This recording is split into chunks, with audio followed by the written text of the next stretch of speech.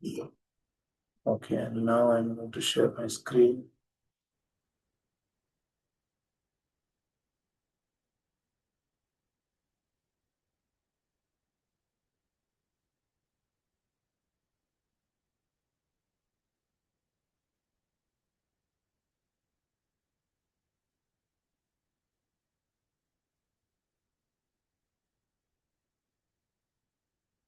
Okay, is my screen visible? Yes. Okay, great. So welcome all for the Bhagavad Gita classes. So today we are going to study the chapter number 1. I'll take you through the quick recap so that we understand where we were in the last class. So the last class, and at any point of time, if you have any question, you can stop, and we can respond to all the questions. So we discussed previously that Bhagavad Gita is considered as a manual of life, and when we read Bhagavad Gita, we understand how to live our life, and we can make some good decisions, so that and we can keep our foundation very strong, which will help us as we progress in our life. The common misconception which is there in the world today is that people think Gita is for the people who are in the old age. So that is fine. It is for them also, but it is primarily for the people who are going to live their life, because there is no point to read the manual after you have already used the product, correct? So it is important that we read the manual properly, and then we can be happily living in our life.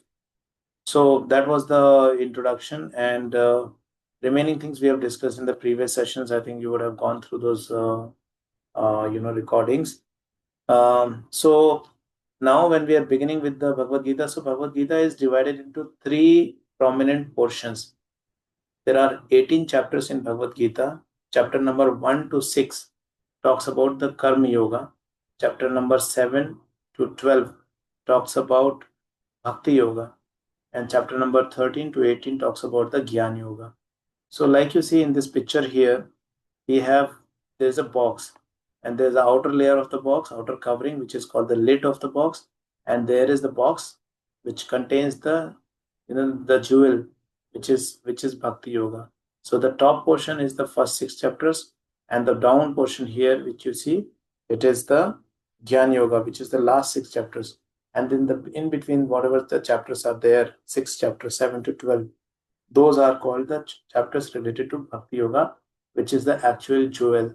So in Bhagavad Gita also, Lord Krishna has, hidden the gem in between and keeping the outer layers of Karma Yoga and Gyan Yoga.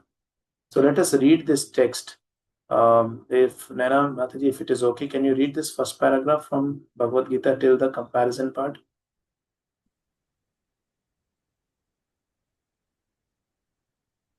You want to read this part like what you have shared? Yes, this one, first paragraph. Okay, should I read loud or? Yeah, you can read out loud, yes. Okay. Bhagavad Gita, the crown jewel of all knowledge, is like a beauty golden box containing the most valuable secret treasure. The 18 chapters of Gita are divided into three sections with 6 chapters each. The first section concerning Karma Yoga in the lower covering of the box. The last section about Dhyan Yoga is the jewel-studded lid of the box. The middle section of Bhakti Yoga is the most excellent shining jewel inside the box, more valuable than anything in the three worlds, which brings Lord Krishna, Sri Krishna under control. Srila Vishwanatha Chakravarti Thakura gives this beautiful comparison. Thank you, Naina Mataji. So yes, this is what we were discussing. So three portions of Bhagavad Gita. Both of you can remember. The first 6 chapters are the Karma Yoga, which many people talk about. Karma, saying that work as worship, and the last 6 chapters is the Gyan Yoga, which the sages and sadhus and different people, they try to do some speculation, get some knowledge, and try to understand. But the easier method is the Bhakti Yoga, by which we can bring Sri Krishna under control. Just imagine what nice situation it will be. So Lord Krishna can be brought under control by love, and that love is possible by the devotee only, by a bhakta, by a pure devotee. So Krishna, there are many examples. Most recently, I think you would have seen the movie called Mahavatar Narsimha. So there was a small boy, Prahlad. And Prahlad was very small, not having very much power, not having a lot of strength. But how easily he could bring Lord Narayana under his control when Narayana took the form of Narsimha and appeared just to safeguard and protect his devotee called Prahlad. So that is the point. When we are in the Bhakti Yoga, then Krishna is there to protect us. We don't have to fear because we have Lord Shri Krishna who is going to take the control and help us. So in that movie, it is shown that those people who are trying to kill Prahlad, they are saying, "Are you not scared? I'm going to throw you out from this high mountain cliff." So he is very relaxed. He says, "Don't worry, I'm not scared, and you can discharge your duty. You can do your duty." So if Krishna wants, if Narayana wants, if Vishnu wants, he can protect me. If they don't want me to, continue in this body, then they will not protect. But I have no problem. So he's very, very comfortable, and we see that how Narsimha comes and nicely protects. And in the similar manner, we have seen a lot of examples. We have the example of Dhruv Maharaj, who is able to see Supreme Lord in the 6 months' time. So people who are worshipping the Lord, they know that there is nothing impossible. The impossible word does not exist, and it is a very comfortable situation for a devotee. Okay, so moving ahead. So further it says yoga means to link one's consciousness with the supreme absolute truth. Srila Prabhupada is the founder Acharya of ISKCON who has established ISKCON. And he is writing, when the linking process is predominantly in the fruitive activities, it is called Karma Yoga. You would have seen many people know, I will do this, then I will get this. That is called Karma Yoga, Karma Kanda. And then that is okay. It is better than being a atheist. When it is predominantly empirical, it is called Jnana Yoga. And when it is predominantly in devotional relationship with the Supreme Lord, it is called Bhakti Yoga. So Bhakti Yoga is given a lot of prominence. Yoga means to connect, and connection process through the devotion is a very powerful process, and it is a very easy process. The third paragraph says the essential message of Bhagavad Gita is bhakti or devotional service unto the Supreme Lord Krishna. The first 6 chapters present how to attain bhakti by one's work or karma yoga. The last 6 chapters describe how to attain bhakti or knowledge or jnana yoga. The middle 6 chapters directly present bhakti. This fascinating structure of Gita ultimately concludes that seeking shelter of Lord Krishna by bhakti yoga is the essence of human life. So we will proceed with the next slide. And if anybody has question, you can stop me. So this is the small screenshot. I have put it here. If you see here, this describes the chapter number 1, which the name of the chapter number 1 is Observing the Armies on the Battlefield of Kurukshetra. Observing the armies. So can somebody tell me who is observing the army? This is Arjuna. Arjuna is observing. Yes, Arjuna is observing the army. You're right. Okay. And we see that in this picture, you see here, there are big armies, So you see the massive size of armies, and this war is going to take place in Kurukshetra. But Kurukshetra is not any ordinary ground or a field or an empty piece of land. Kurukshetra is a very pious land, and when it is a pious land, obviously those who are pious, they are going to be having the upper hand. Correct. So this battle, this biggest war, it is going to be fought in the battlefield of Kurukshetra. So let's see what happens here. So this summary describes the first one, Dhritarashtra's inquiry to Sanjaya. The very first shloka of Bhagavad Gita. Let me introduce you to the very first shloka of Bhagavad Gita. So before I recite Bhagavad Gita, I will make my prayers. Om Namo Bhagavate Vasudevaya. Om Namo Bhagavate Vasudevaya. Om Namo Bhagavate Vasudevaya. Bhagavad Gita 1.1. So this is the first shloka. And the first shloka, this is again very important thing to know. The first shloka is spoken by Dhritarashtra. We might think Arjuna has spoken or Krishna has spoken or who has spoken. And this can be, this can be a small quiz also. So who has spoken the first shloka of Bhagavad Gita? The answer is Dhritarashtra has spoken. And Uvacha means spoken. And see, when we are studying Gita, we will also study Sanskrit. So Dhritarashtra Uvacha means Dhritarashtra said. So we have word by word meaning also. Dharm Kshetre, which means the place of pilgrimage. Kurukshetra in the place named Kurukshetra. Samaveta is assembled. Yuyotsava means desiring to fight. Mamakaha, Mamaka means my party or my sons. Pandavaha, the sons of Pandu. Cha and Eva, certainly. Kim, what? Akurvata, did they do? Sanjaya, oh Sanjaya. So the shloka goes like this. Dhritarashtra uvacha dharmakshetre kurukshetre samaveta yuyotsavaha mamaka pandavaschaiva kim akurvata sanjaya. So let us see what is there in the shloka. So translation and purport is given by Srila Prabhupada. Srila Prabhupada ki jai. Dhritarashtra said, O Sanjaya, after my sons and the sons of Pandu assembled in the place of pilgrimage at Kurukshetra, desiring to fight, what did they do? So in the purport, Prabhupada is writing a lot of information. I will bring you back to this, but let me take you back to the summary. So Dhritarashtra's inquiry to Sanjaya. So it is mentioned, blind Dhritarashtra, partial to his own sons, inquires about his sons and the Pandavas, and what did the Pandavas do in the battlefield. So Dhritarashtra is blind, right? He cannot see. So he is asking Sanjaya. Sanjaya had the power to see what is happening in the battlefield of Kurukshetra from sitting in the palace. He can very clearly see. So Dhritarashtra, he is asking Sanjaya what happened, and there are a lot of things with that question. Why did he ask what is happening? It is not a basic thing to that he wanted to understand what is happening in the battlefield of Kurukshetra. There are a lot of hidden factors behind that. We will slowly come to this. If you see shloka number 2 to 11, this entire set of shlokas, chapter number 2 to 11, I think 9 shlokas, they are talking about Duryodhana's fear and diplomacy in describing the armies. We'll see what Duryodhana is talking in these shlokas. And then chapter number 12 to 19 shows that blowing of the conch shells. Just give me a quick second. I think some devotee is calling.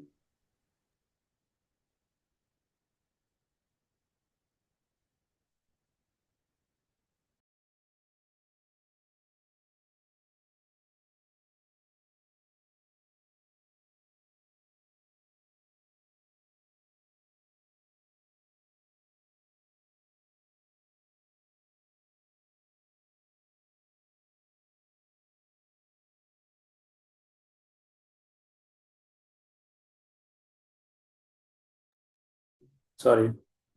So let's continue. So shloka number 12 to 19, it is talking about blowing of conch shell. So before the battle is going to take place, they used to blow the conch shell, and we will also see what was the name of different conch shell of all the powerful rulers. 20 to 27 shloka talks about Arjuna's observance, how Arjuna is observing the armies, and then for 28 to 46 Arjuna's reasons not to fight. So there is a reason why this chapter number 1 is described, where Arjuna is not willing to fight. So like Arjuna is in the confused status, lot of times even we are in the confused status, correct? When we are discharging our duties, we do not know whether I am doing something which is right or wrong, and how do I describe something as right or wrong, correct? Because we have our own people, we have so many conditions, we are dependent on a lot of things, we have so many fears, we have a lot of responsibilities and things like that. So if I ask this question, when we are making our decision, right, based on what we should make our decision? जब हम कुछ decide करते हैं तो हम लोग अपना decision क्या सोच के हमको अपना डिसीजन लेना चाहिए? So I think both of you can answer. Alka, you can also answer. Naina, you can also answer. I think we have to be very practical. Okay. You say we have to be very practical. Okay, Alka, you want to say something? Okay. So yes, Mataji, you're right. We need to be practical, and at the same time, we need to be, we need to be correct on the basis of dharma. If the principle says, the dharma says we should do like that, so we should do like that only. And that is the description in the Bhagavad Gita. Like when we are having our, like Chanakya Pandit said, you know he very clearly said that, consider other women apart from your wife as your mother, matravat pardareshu, right? Like he said, consider others' property as garbage for you, right? So if we are considering like that, then we are not going to be, longing for something. Oh, I should get, a car like this person, or I should get a property like this person. We will not be in that longing state, always struggling. In the same manner, Chanakya Pandit said, respect others like you want to be respected. So these are very clear-cut guidance, what is mentioned by Chanakya Pandit, what is mentioned by Lord Sri Krishna in Bhagavad Gita very clearly. So, so we will not commit any sinful reactions, sinful activities, and we will not get any sinful reactions, because every action is followed by a reaction. So you're right, we need to be practical and according and along the at the same time we need to be correct as per Yes. the religion. Right. Sorry, are you saying something? Yeah, I was telling right, yes. Okay, sure, great. Yeah.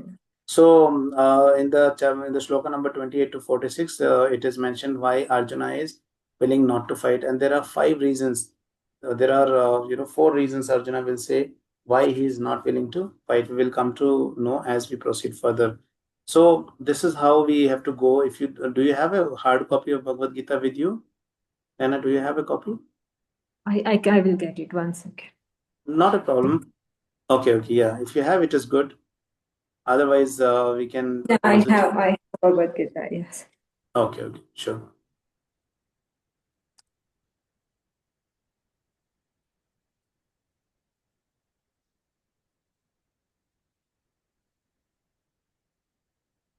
So we also have Bhagavad Gita on Veda base. In this Veda base, we have all the details, and this is the homework I normally provide. That we have to go to this text number 1 like that and read the shloka. Try to repeat and learn this and read the purport of this. And any questions, whatever we get, we need to you can get back to me, and I can provide you the answers and further explanation on that. In the same manner, this is the way we need to proceed. See chapter number 1.2. Sanjay is going to speak. Sanjay Ovata, that was to Pandavanikam. Vyudham Duryodhanastada Acharyam Upasangamya Rajavachanam Abravit. And Sanjay is responding, O king, after looking over the army arranged in the military formation by the sons of Pandu, King Duryodhana went to his teacher and spoke the following words. And then, like we heard, Duryodhana is going to talk about various things, which is showing his diplomacy and actually describing his fear. Arjuna knew very well that Pandavas are so powerful and they have Krishna in their side. Definitely, they're going to win, and that is why he's trying to just show off that in my army there are so many people. My army is such powerful army, and you look at them, they don't have experience, something like that. He's trying to do some diplomacy over there and just trying to bring the confidence of the Pandavas down. But never mind, it is not going to impact Pandavas at all, and this is what we're going to see as we proceed. So let me take you back to the PPT.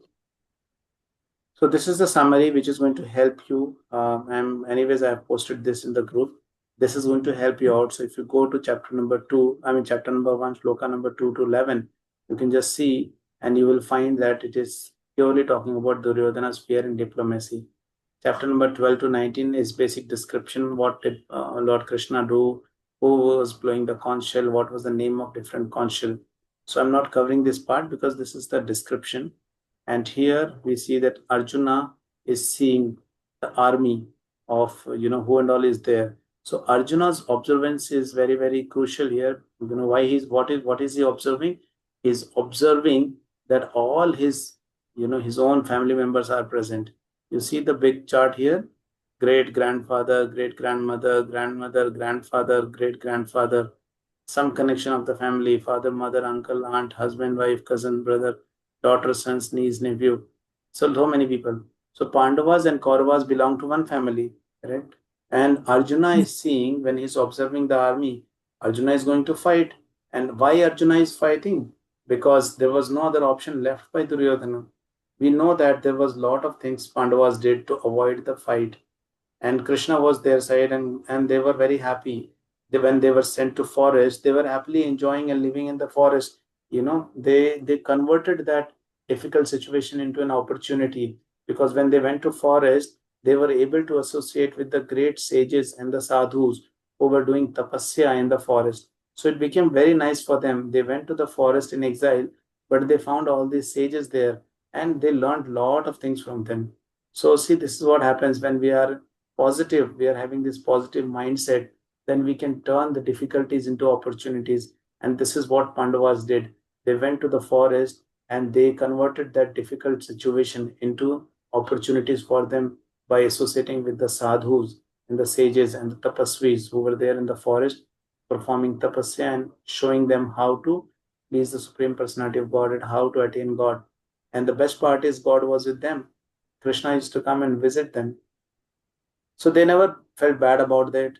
When then later on, Kauravas tried to kill them, and still they let that situation go. Then later on, it happened that Kauravas gave them some barren piece of land which was filled with a lot of snakes. But that situation also they tolerated, and Krishna converted that barren land into Indraprastha, much powerful and much beautiful than the palace of Duryodhana in Hastinapur. And later on, we see that even that was not digested by the Kauravas. They took over that also by, by cheating, by Guys. gambling. Yes, by cheating and gambling. But Pandavas were still peaceful. And when they come back from exile, it was the duty of Duryodhana and Dhritarashtra to return the land, to return the kingdom to Yudhishthir Maharaj, who was the son of the elder Pandu. But even Duryodhana was not ready to return, and along with Duryodhana, Dhritarashtra was also not very keen to return the kingdom, because he always wanted to be king and he wanted his children to rule and not them. But Yudhishthir was very compassionate, peaceful. He accepted even that situation. And finally, Lord Krishna gave them an offer. They said, "You don't give the entire palace kingdom, don't, never mind. At least you give half." So Duryodhana rejected outrightly rejected, saying, "No, I cannot give them half."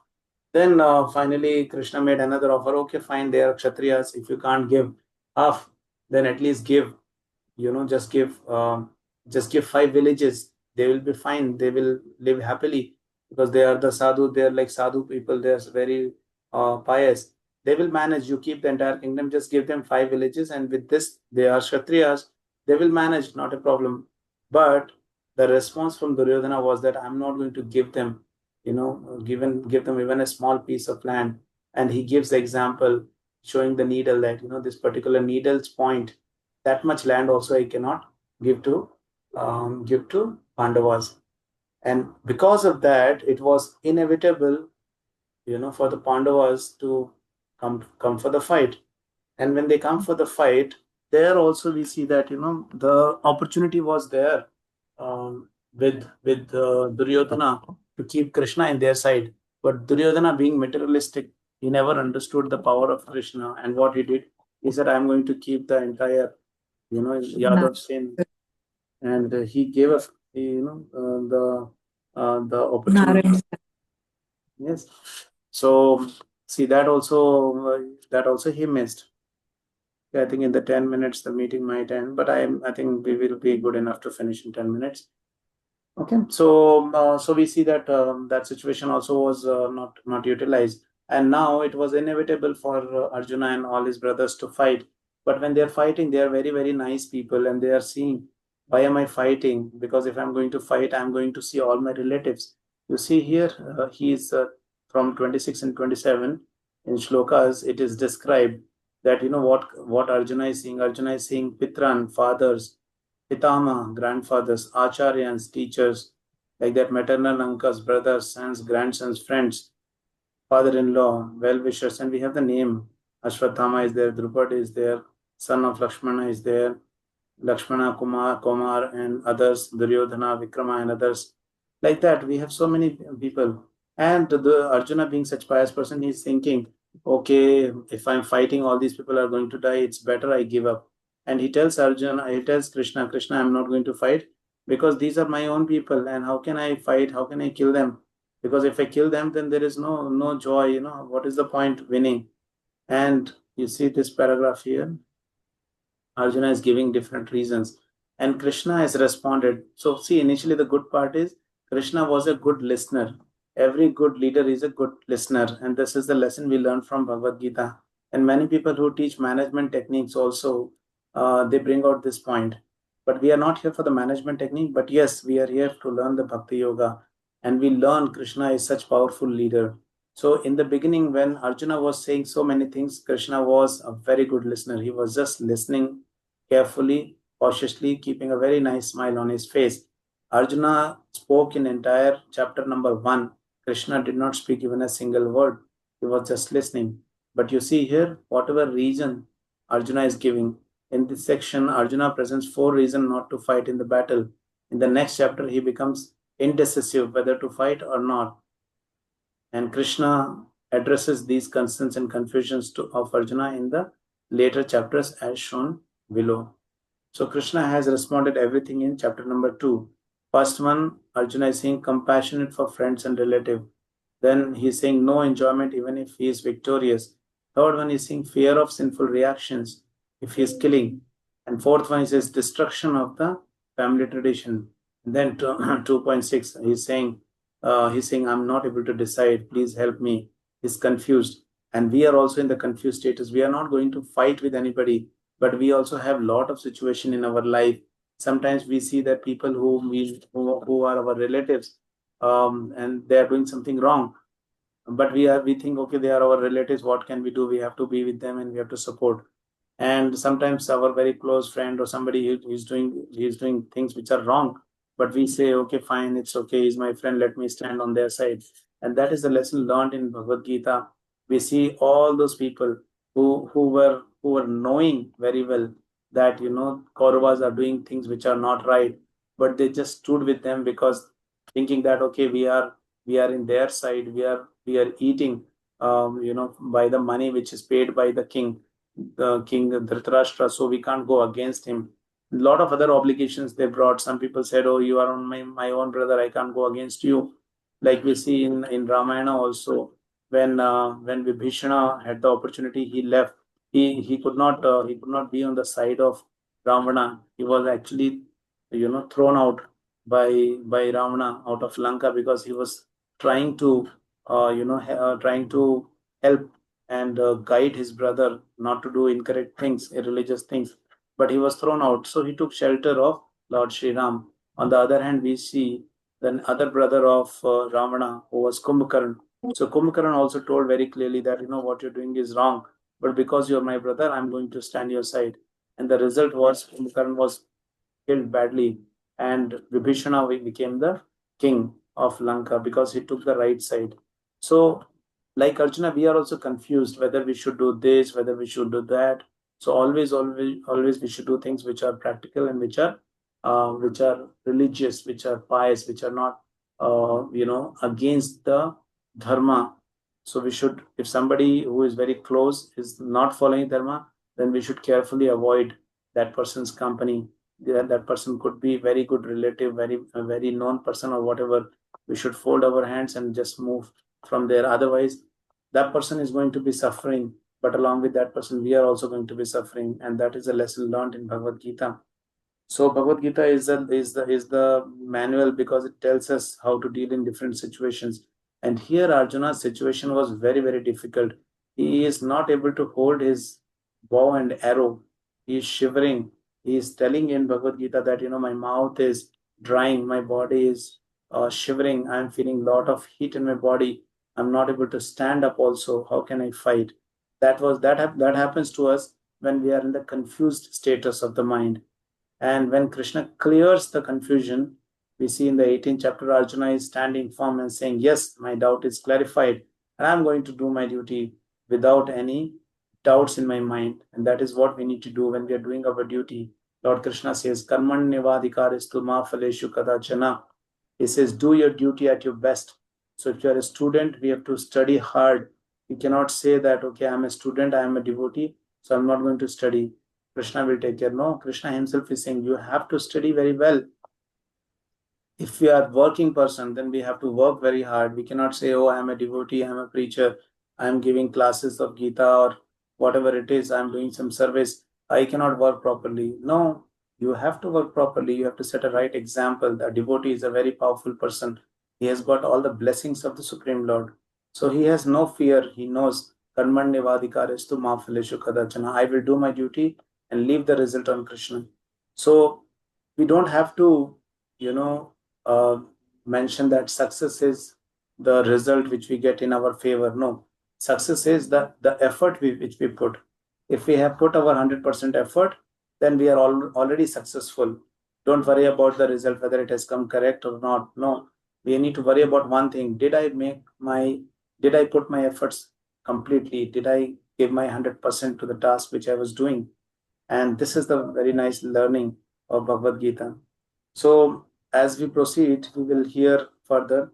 In the today's session, I've given you the summary. What you can do is you can go back and read these shlokas and reach out to me if you are having doubts or pronunciation or any confusion, because we have limited time. So I'm finding it difficult to go to each and every shloka, but there are 108 important shlokas which I will definitely go point by point. And along with that, if you have any doubt, I will also help you out in clarifying those doubts, shloka by shloka. It has to be done two ways, wherein we utilize this session to ask all possible questions which we get when we read the shlokas. You can try reading 1 to 2 shloka every day, and as we proceed further, we will see chapter number 2 coming up. Primarily in the second half of the next session. I think it will take one more session for me to complete chapter number 1, because I have some more important points, wherein I'm going to take you through all these reasonings which Arjuna is saying. Like here he's saying compassionate for friends and relative.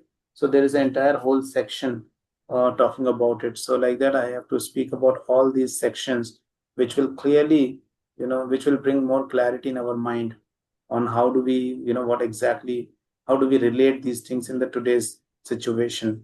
So I would take one more session of chapter number 1 in the next week, and then we will go to chapter number 2. I'll stop here. Do you have any questions for me? You can also think over and send the questions on the chat box or in the WhatsApp to me, and I can respond to you.